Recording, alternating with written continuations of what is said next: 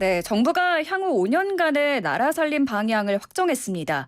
전 정부의 확장 재정 기조를 내년부터는 긴축 재정으로 전환하고 나라빚 증가폭을 3분의 1 수준으로 줄이기로 한 건데요. 자세한 이야기 나눠보겠습니다.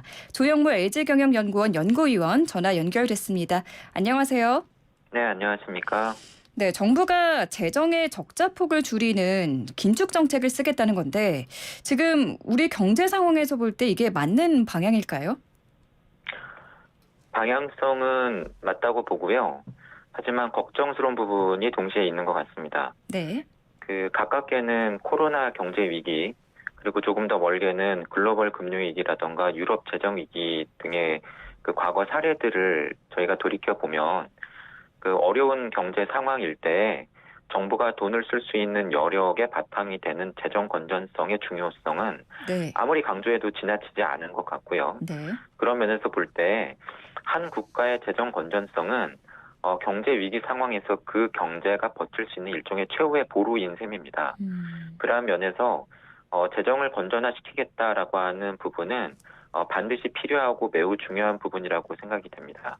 하지만 그러한 정책을 시행하는 지금 상황 환경이 네. 안타깝게도 우호적이지 못하다라고 하는 부분이 조금 우려스러우면서도 안타까운 부분인데요. 네. 왜냐하면 지금 글로벌하게 경기가 둔화되고 있고 금융시장을 중심으로 조만간 국내외적으로 경제 침체가 올 것이라고 하는 우려가 빠르게 높아지고 있습니다. 특히 올해 우리 경제 성장률이 지난해보다 상당폭 떨어질 가능성이 있는데요. 네. 이러한 상황에서 정부의 재정 지출이 매우 중요할 수 있는데 네. 정부의 재정 건전성을 위한 노력이 그 시기상으로는 우호적이지 못한 상황에서 이루어지게 되는 것이 안타깝다고 볼 수가 있겠습니다. 지금 우리 경기 침체 우려가 오고 있는 상황에서 이 재정 건전성을 위해서 긴축하는 거는 조금 안타깝다, 아쉬운 부분이다라고 정리를 해주셨는데 그럼 어제 발표를 한 걸 보면 한마디로 이제 더 이상 돈 풀기는 하지 않겠다 이거잖아요. 그러면 앞으로 이제 코로나19 극복을 위한 어떤 굉장히 다양한 정책들이 있었는데 이것들도 종료가 됐다고 봐야 할까요? 그렇게 보기는 어려울 것 같습니다. 어제 발표된 정책 내용들을 보면 네. 기존의 코로나 경제위기 과정에서 실시하고 있었던 정책들과 관련된 구체적인 언급들은 없습니다. 단지 커다란 방향성이 제시가 되었고요. 네. 정부나 공공 부문의 부채에 대한 관리를 강화하겠다. 그리고 정부가 직접 돈을 쓰는 재정 이외의 다른 가능한 재원들, 가령 예를 들어서 공공기관의 자산 매각 등을 통해서 확보할 수 있는 돈이라던가 민간의 투자 사업 같은 것을 통해서 네. 조달할 수 있는 돈을 쓰는 식으로 바꿔나가겠다. 그를 통해서 공적인 부분보다는 민간의 역량을 활용하겠다라고 하는 커다란 방향성들만이 제시가 된 셈입니다. 그렇다 보니까 네. 코로나 위기 극복을 위한 정책들에 미칠 영향은 지금으로서는 단정하기 어려운 것으로 보이고요. 이러한 정책 방향성이 앞으로 어떻게 구체화되어 가는가를 저희가 좀 지켜볼 필요가 있을 것 같습니다. 아, 그렇군요. 그러면은 지금 일각에서는 뭐 나라의 어떤 큰 위기가 닥쳤을 때 긴축 재정으로 재정의 역할을 축소해 버리면은 이걸 대응을 어떻게 할 것이냐 이런 지적도 있는데 이거는 좀 기호일까요? 분명히 걱정스러운 대목입니다. 특히 지난해와 올해 우리 경제의 흐름이 상당히 달라질 가능성이 있는데요. 이미 무역 수지가 적자로 돌아선 것처럼 최근 들어서 우리 수출이 빠르게 둔화되고 있습니다. 네. 금액상으로 보면은 수출이 늘어나고 있는 것처럼 보이지만 글로벌 인플레로 인해서 수출 제품들의 가격이 오른 것처럼 보여서 그런 것뿐이지 실제로 팔고 있는 수출 제품들의 양은 이미 줄고 있습니다. 네.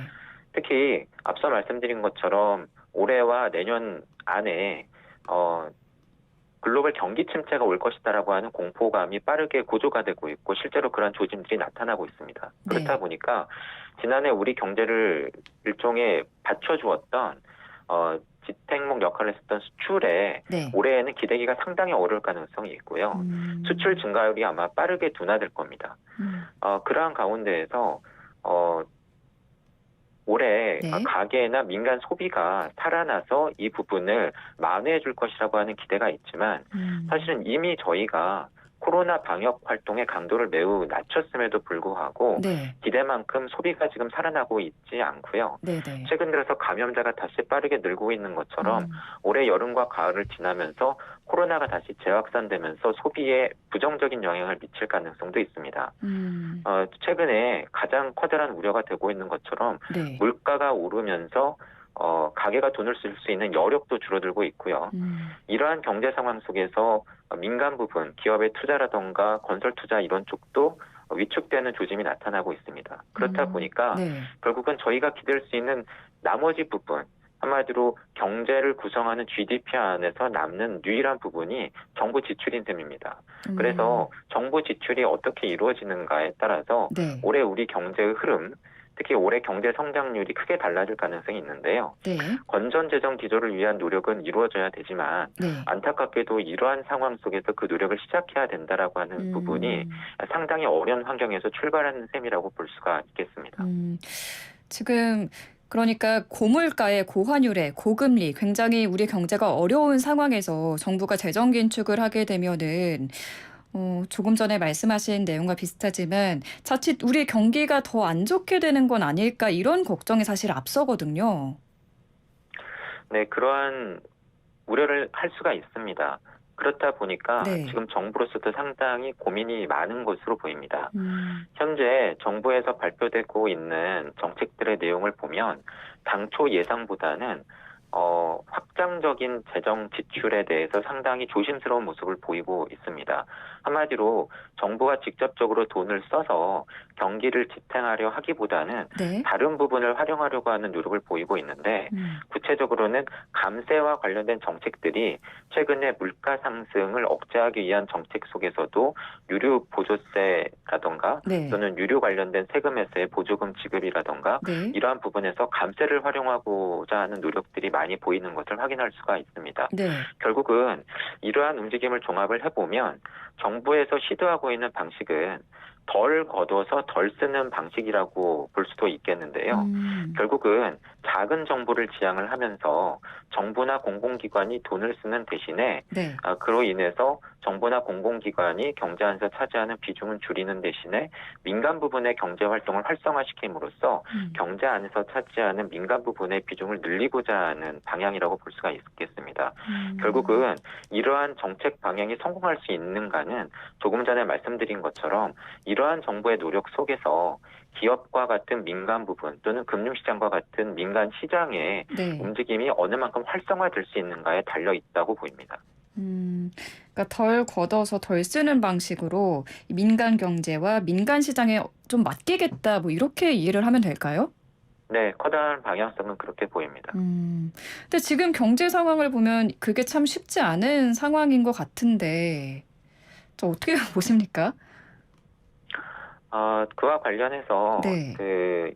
어제 발표된 정부의 정책 방향에서도 그와 관련된 내용들이 보입니다. 네. 가령 민간 역량을 활용하기 위해서 정책 금융의 비중은 좀 줄이는 대신에 네. R&D 같은 부분에서도 민간 부분이 먼저 투자를 하고 정부 부분은 그 뒤에 지원을 하는 방식의 TIPS 프로그램이라고 부르는데요. 네. 이러한 방식을 활성화시키겠다라고 하는 예시가 제시된 바 있습니다. 이러한 노력은 분명히 방향성이 맞고 네. 매우 바람직한 것이라고 보여지지만 조금 전에 말씀드린 TIPS 프로그램과 같은 사례들이 네. 보다 더 적극적으로 발굴되고 이를 위한 지원이 활성화될 필요가 있다고 보여집니다. 네. 그러면은 지금 현재 우리나라 빚이 어느 정도인가요? 지금 뭐 우리나라 부채 비율은 달러나 유로 같은 기축통화를 사용하지 않는 나라 비기축 통화국의 평균에 임박했다 이런 평가가 나오고 있던데 이게 어느 정도 수준이라는 건지 모르겠거든요. 사실 국가 경제 규모가 크면 빚의 규모도 많죠. 그렇다 보니까 네. 국제 비교를 할 때 많이 활용하는 지표가 그 나라 경제의 사이즈를 나타내는 통계인 그 나라의 GDP 대비 그 나라의 공공이나 정부의 빚의 규모가 어느 정도인가 하는 비율을 활용을 합니다.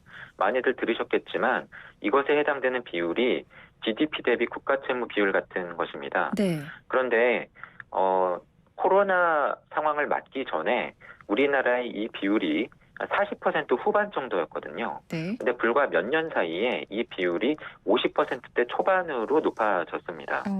구체적으로는 네. 국가 빚을 측정하는 한 지표인 국가 채무 기준으로 볼 때 2022년 기준 IMF 조사에 기반할 때 우리나라의 국가 채무가 1,076조 원으로 파악이 되고 있습니다. 불과 5년 사이에 416조 원이나 늘어난 것이고요. 이러한 빚의 규모에 기반을 해서 네. 앞서 말씀드린 GDP 대비 국가 부채 비율의 그 국제 비교를 한번 살펴보면 말씀드린 것처럼 우리나라가 이제 50%대 초반, 아마 올해 52% 정도가 될 것 같은데요. 네. 이 비율을 놓고 사실은 해석이 분분합니다. 가령 미국이나 일본, 유럽과 같은 국가들은 이 비율이 훨씬 더 높거든요. 흔히 기축통화국 또는 네. 국제통화보유국이라고 부르는 나라들인데요. 이러한 나라들의 평균은 90%가 넘습니다. 그런데 저희가 여기서 고려를 해야 되는 것은 어떤 상황을 파악할 때 적절한 비교 대상을 고르는 것이 매우 중요하죠.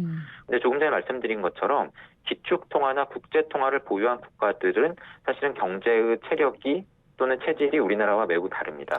네. 이런 나라들은 자국의 통화가 달러화거나 유로화거나 엔화여서 국제금융시장에 혼란이 발생을 하더라도 네. 가치가 떨어지기는커녕 도리어 올라가는 경우가 많고요.